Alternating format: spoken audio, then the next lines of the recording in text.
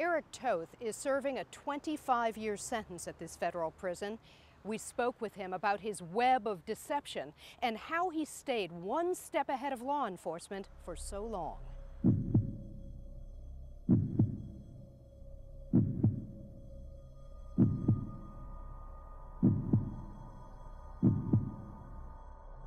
Someone who is really a predator. This is somebody who's beyond looking at images. This is somebody who's created images. You knew the FBI was looking for you, yes. But why didn't you turn yourself in? At first it was kind of a game. It was there was a certain element of, you know, I'm running for my life. It was almost like a long-term adrenaline high. The game ended for Eric Toth, now an inmate at the federal prison in Petersburg, Virginia. But he's long been a prisoner of a mental disorder he says he can't control. My prosecutor said I'm not a monster, I'm just a seriously disturbed individual, and sometimes I find myself agreeing with them. The 32-year-old former teacher is a pedophile who told us his victims were all boys he loved to obsession. Toth was an extremely dangerous individual. For 3 years, Toth taught at Washington, D.C.'s Beauvoir, the National Cathedral Elementary School. Well, honestly, I don't know exactly how many victims there were. The court record said 17. Court records and interviews reveal that in June of 2008, a fellow Beauvoir teacher discovered a school-owned digital camera with sexually explicit photographs and videos of children. It was quickly traced to Toth. So you do believe taking sexually explicit photos of children is wrong? Yes, certainly taking sexually explicit photos of anybody without their permission is wrong. Court records further indicate that Toth had installed hidden cameras inside air fresheners that he placed in school bathrooms. I've made some horrible choices that have hurt people, and I've also made some choices that have helped people and helped the world. He had skills which he developed as a counselor, as a tutor, that he utilized to gain the trust of parents, and then he capitalized on that to exploit the children that he was entrusted to guide. When the pornographic images were discovered at Beauvoir, Toth was immediately escorted off campus and soon began a life on the run. I definitely do regret my actions and feel sorry about them. FBI accounts and letters to us detail an astonishing itinerary from Washington, D.C. to Indiana, where he grew up. After a brief stay, he traveled to Chicago, Madison, Wisconsin, and Minneapolis, where he abandoned his car at the airport, leaving behind a suicide note and a thumb drive containing child pornography. From there, he took a bus to Billings, Montana, where he lived in a rescue mission for a month. In July of 2008, he traveled to Wyoming and then hitched a ride back to Montana.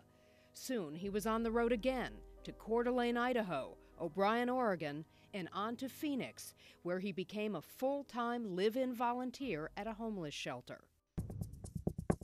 Twice, Toth's case was featured on America's Most Wanted. After the second broadcast, someone recognized him, but he told us he intercepted an email warning the shelter he was a fugitive. From there, he took a bus to Santa Fe, New Mexico, and with a newfound friend, he headed to Dallas and then Austin, where he would work for 3 years in the computer industry.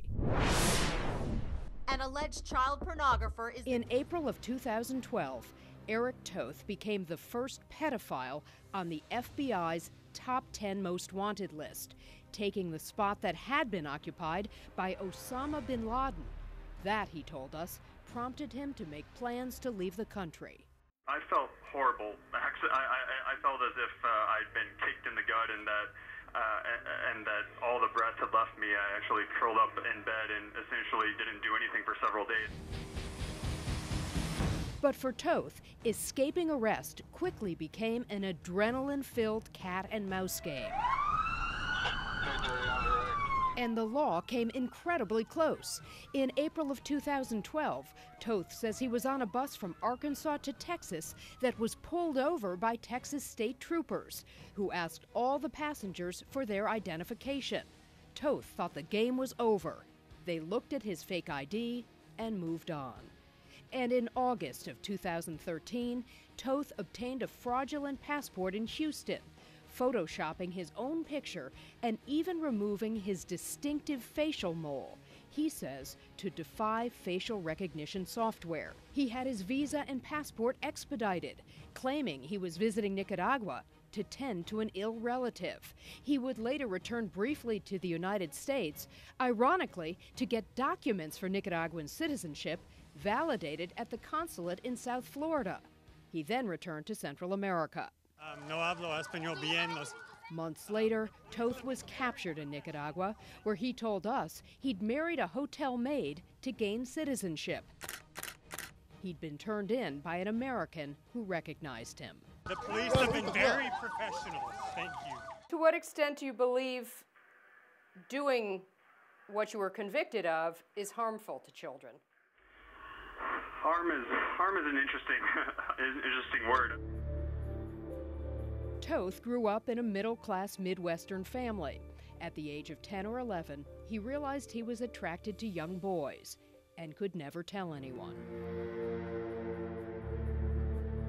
In candid, graphic letters to us, Toth wrote, "When you have to lie about who you are every day, lying, manipulating, portraying a false you, etc., becomes pretty easy." To what extent are you sorry for what you did, or are you simply sorry you got caught? Well, I mean, I would be absolutely lying if I didn't say that pretty much any criminal is sorry that they get caught. You know, the consequences aren't fun to deal with. In his letters, Toth cites academic studies claiming that sexual contact between an adult and a child is not necessarily harmful. That's correct. There is research that suggests that while it absolutely can be and frequently is harmful, that it does not have to be harmful. In a couple of studies in particular, they said the issue of willingness was central. But experts say children cannot consent to any type of sexual activity with an adult. Is a traumatic experience. Dr. Allison Jackson says child abuse doesn't need to involve physical trauma to cause long-term harm. Emotional scars and the emotional injury is usually the larger baggage that gets carried on for a lifetime. You know, I have this dark thing lurking in me that unfortunately is not easy to control.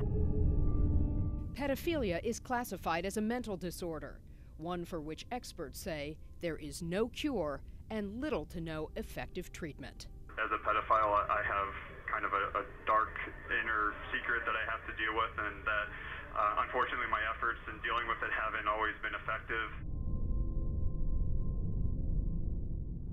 When he's released, Eric Toth will be 52 years old. He faces a lifetime of supervision and is barred from any contact with children. In Petersburg, Virginia, Andrea McCarran, WUSA 9.